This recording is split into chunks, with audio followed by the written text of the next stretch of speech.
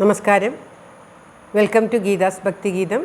One day one ശ്ലോകം. ശ്രീമദ് മഹാഭാഗവത മഹാത്മ്യം 443rd day. Today 6th chapter 43rd Shloka. For details please see the description box. Geetha's Bhakthigeetham ഒരു ദിവസം ഒരു ശ്ലോകം. ശ്രീമദ് മഹാഭാഗവത മഹാത്മ്യം 443 ദിവസം. ഇന്ന് 6ാമത്തെ അധ്യായത്തിലെ 43ാമത്തെ ശ്ലോകം.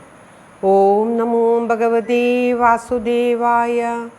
ഓം ശ്രീകൃഷ്ണ പരമാത്മനേ നമഃ. ഹരിശ്രീ ഗണപതയേ നമഃ. അവിഘ്നമസ്തു ശ്രീ ഗുരുഭ്യോ നമഃ. ഓം തത്സത്. കൃഷ്ണം നാരായണം വന്ദേ, കൃഷ്ണം വന്ദേ വ്രജപ്രിയം, കൃഷ്ണം ദ്വൈപായനം വന്ദേ, കൃഷ്ണം വന്ദേ പ്രധാസുതം. ശ്രീപരമാനന്ദനാഥനായ അദ്വൈതദീപമായി, മോക്ഷേക്ഷു വൃന്ദമന്ദാരമായി, കാരുണ്യവാരിധിയായി വിഭൂദേശനാം നാരായണൻ മമ മന്ദത മാറ്റണം. ഓം തത്സത്. ഓം. ശ്രീമദ് മഹാഭാഗവതം 6ാമത്തെ അധ്യായത്തിലെ 43ാമത്തെ ശ്ലോകം. ഭോജനം തുവരം മന്യേ കഥാ ശ്രവണകാരകം, നോപവാസോ വരപ്രോക്ത കഥാ വിഘ്നകരോ യതി. ഭോജനം തുവരം മന്യേ കഥാ ശ്രവണകാരകം, നോപവാസോ വരപ്രോക്ത കഥാ വിഘ്നകരോ യതി. ഓം തത്സത്. ശ്ലോകത്തിൽ പറയുകയാണ്, ഉപവാസം നമുക്ക് കഥ വിഘ്നപ്പെടുത്തും എന്ന് വരുന്ന പക്ഷം കഥാശ്രവണത്തെ സാധിപ്പിക്കുന്നതായിട്ടുള്ള ഭോജനം തന്നെയാണ് നല്ലത്.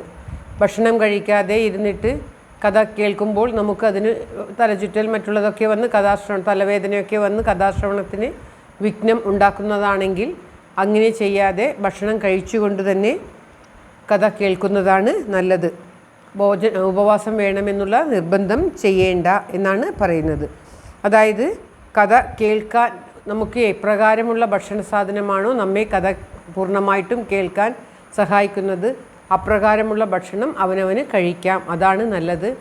കഥ കേൾക്കലാണ് മുഖ്യം, അല്ലാതെ ഭക്ഷണമല്ല. ഭക്ഷണം എങ്ങനെ കഴിക്കണമോ അങ്ങനെ അവനവന് ഇഷ്ടമുള്ള വിധത്തിൽ കഴിക്കുന്നതാണ് ഉത്തമം എന്നാണ് പറയുന്നത്. നിർബന്ധം കഥ വിഘ്നമില്ലാതെ കേൾക്കുക എന്നത് മാത്രമായിരിക്കണം എന്ന് പ്രത്യേകം പറയുകയാണ്. ഉപവാസം ഇരുന്ന് കേൾക്കണമെന്നുള്ള നിർബന്ധമില്ല. അത് കഥ കേൾക്കുന്നതിന് തടസ്സമാകുമെങ്കിൽ അങ്ങനെ ചെയ്യണമെന്ന് നിർബന്ധമില്ല എന്നാണ് ഈ ശ്ലോകത്തിൽ പറയുന്നത്. ഓരോരുത്തർക്കും അവനവൻ്റെ ശരീരത്തിനനുസരിച്ചിട്ടുള്ള ഭക്ഷണക്രമം ചെയ്തിട്ട് അതിനനുസരിച്ച് വിഘ്നമില്ലാതെ 7 ദിവസവും കഥ ശ്രീമദ് മഹാഭാഗവതം കേൾക്കാൻ ഉള്ള സൗകര്യം ഉണ്ടാക്കി വയ്ക്കണം എന്നാണ് പ്രത്യേകമായിട്ട് എടുത്തു പറയുന്നത്. ശ്ലോകം ഒരിക്കൽ കൂടി. ഭോജനം ദുവരം മന്യേ കഥാശ്രവണകാരകം, നോപവാസോ വരപ്രോക്ത കഥാ വിഘ്നകരോ യതി. സർവത്ര ഗോവിന്ദനാമ സങ്കീർത്തനം.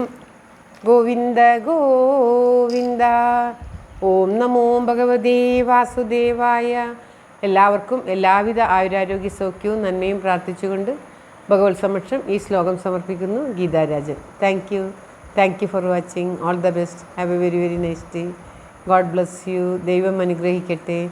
എല്ലാവർക്കും എല്ലാവിധ ആയുരാരോഗ്യ സൗഖ്യവും നന്മയും ഉണ്ടാകട്ടെ. ഓം തത്സത്.